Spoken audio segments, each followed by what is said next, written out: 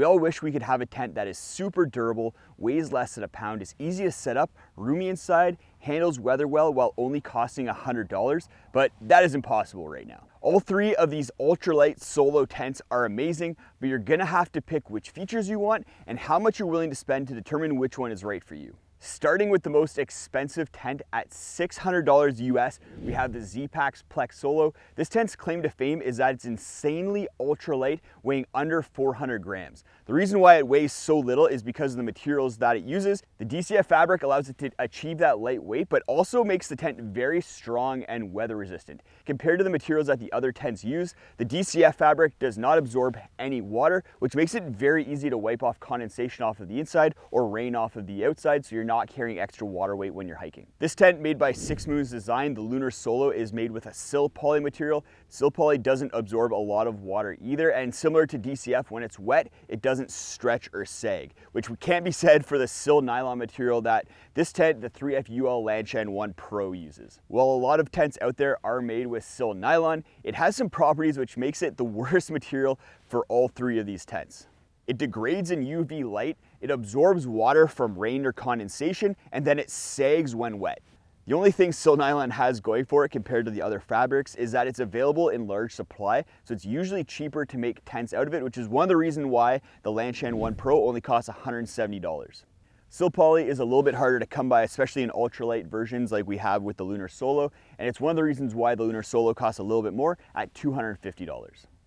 To summarize, the DCF of the Plex Solo is going to be the most tear resistant, absorb the least amount of water, stretch the least, while also being the most lightweight, but also being the most expensive. The sil poly of the Lunar Solo is a nice middle ground. It absorbs minor amounts of water, is fairly durable, doesn't stretch when wet, and is relatively affordable. Sil nylon is going to be the least performing fabric, but is still functional and very inexpensive. Fabric isn't the only reason that the tents vary in cost from $170 to $250 to $600. All three tents set up the same. They're single pole trekking pole tents. I like single pole trekking pole tents because they're easy to set up. I can set up any one of these in about 2 minutes.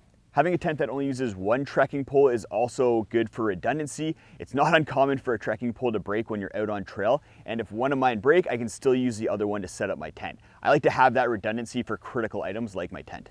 Out of all three tents, I do find the Lunar Solo slightly harder to set up. I'm not sure why, I just can't get quite the right pitch with it, and it may be because I've only set up the Lunar Solo about 20 to 30 times, whereas for the Plex Solo and the Lanshan 1 Pro, I've set either of those up 50, 60, maybe even 70 times. All three tents require a lot of stakes, at least 8 if you want a lot of room inside, up to 11. None of these tents are particularly roomy, but have enough space for someone like me who's 5'10" and uses a 3 to 4 inch thick mattress and a 20-degree quilt. I find the Plex Solo to be the overall roomiest, especially at the head and foot ends. You just have a little bit more room there compared to the other two tents, which is nice if you are on the taller end. It also has good width as well. You can fit a wide sleeping pad in there and then still have room beside you for your bag and some gear or little knickknacks. The Lanshan 1 Pro doesn't have the same width as the Lunar Solo or the same head and foot room as the Plex Solo, but it's a nice middle ground. It looks like the smallest tent, but it has a surprising amount of room in there, and you're gonna be comfortable in there if you're 6 foot or even up to 6'2" if you're on a tall sleeping pad with a warm quilt. The Lunar Solo is by far the widest. This tent is 48 inches wide, which makes it wide enough to have a wide pad in there, as well as either a furry friend or even a small child. All three tents are the same length, being 7.5 feet long. Where the differences come into play are with the widths and then how much foot and headroom you have. All three of these tents have pretty limited features, which I think is a good thing.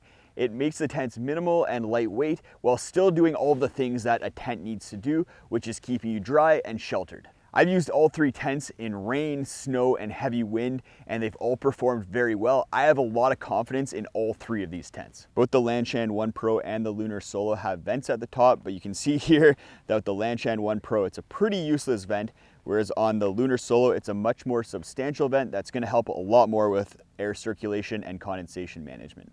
Your best bet for airflow and condensation management though is to pitch the tents higher off the ground by extending the guy lines quite a bit and then also using a longer trekking pole. The Lunar Solo has a feature that the other two tents don't have for managing condensation and introducing a little bit more airflow.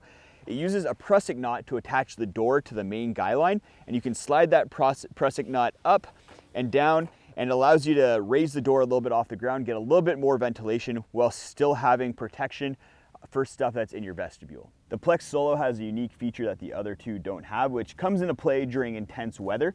You have these toggles on the side of the tent that allow you to pull up the bathtub floor. This will help with splashback during heavy rain, reduce wind sucking the heat out of you, and prevent sand or snow from blowing into the tent. Outside of that feature, the Plex Solo already has a taller bathtub floor at 8 inches compared to the 6 inches of the Lunar Solo and 4 inches of the Lanshan Pro. There's a lot of people out there who have issues with the door of Z-Pac's tents, so they just use a big rainbow zipper in order to open up the entire front of the tent, and people don't like that because the door mesh can drop into the dirt or the mud. But I actually like this design more than the doors on the other two tents because I can put my head at either end of the tent and it's still easy to get in and out. As well, I can open the door fully and then swing my feet out if I've kind of angled the trekking pole a little bit away from the tent, which makes it a lot easier to get in and out of the tent. The Lunar Solo and the Lanshan 1 Pro both use these half doors, which makes it a little bit more limiting on how easy it is to put your head at both ends of the tent. A negative with the Lunar Solo and Lanshan 1 Pro is that you need to seam seal the tents yourself. So you need to use a seam sealer on all of the seams in order to make the tents waterproof. And while this only takes 30 minutes, it can be a big hassle because you have to take time to let the tent dry and it can be very messy. This is not something that you need to do with the Plex Solo. All the seams are taped, but with the Lunar Solo, at least you can get 6 Moves Designs to do it for you, which saves some of the hassle. As you can see, all three tents are great with their own little small nuances, but for 90% of people, the Lanshan Pro and the Lunar Solo are gonna work just great for you. For those of you who want the most ultralight tent out there with all the benefits of DCF, then you're gonna be happy paying the premium for the Plex Solo. The Plex Solo is my go-to tent for ultralight trips and is just a treat to use. Go check out this video if you wanna see a bunch of alternatives to expensive gear. The Lanshan Pro is featured in that video, as well as a lot of awesome gear that performs above the price point.